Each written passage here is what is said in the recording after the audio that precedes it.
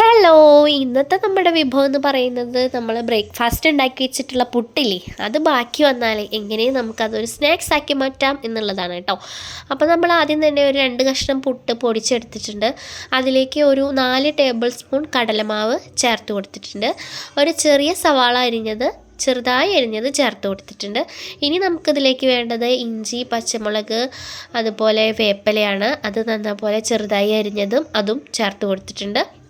അപ്പോൾ നമുക്ക് ഇതിനെ വേണമെങ്കിൽ നമുക്ക് പറയാം പരിപ്പില്ലാത്ത ഒരു പരിപ്പ് വട. അതെ, ആ ഒരു ടേസ്റ്റാണ് നമുക്കിതിന് കിട്ടുക. അപ്പോൾ നമുക്ക് ഇനി പൊടികൾ ചേർത്ത് കൊടുക്കാം. ഉപ്പ്, മഞ്ഞൾപ്പൊടി, മുളക് പൊടി, ഒന്നുകിൽ ഗരം മസാലപ്പൊടി, അതല്ലെങ്കിൽ കായത്തിൻ്റെ പൊടി, നിങ്ങൾക്ക് ഫ്ലേവറിനനുസരിച്ച് ചേർത്ത് കൊടുക്കാം. എന്നിട്ട് ഇതുപോലെ കുഴച്ചെടുത്തിട്ട് കയ്യിൽ വെച്ച് ഈ ഒരു ഷേപ്പിൽ, വടയുടെ ഷേപ്പിൽ പരത്തിയെടുത്ത് വെളിച്ചെണ്ണയിലിട്ട് ഫ്രൈ ചെയ്തെടുത്താൽ നല്ല സൂപ്പറായിട്ടുള്ള വട ഇവിടെ റെഡിയാണ്. അപ്പോൾ എല്ലാവരും ഒന്ന് ട്രൈ ചെയ്ത് നോക്കാം കേട്ടോ.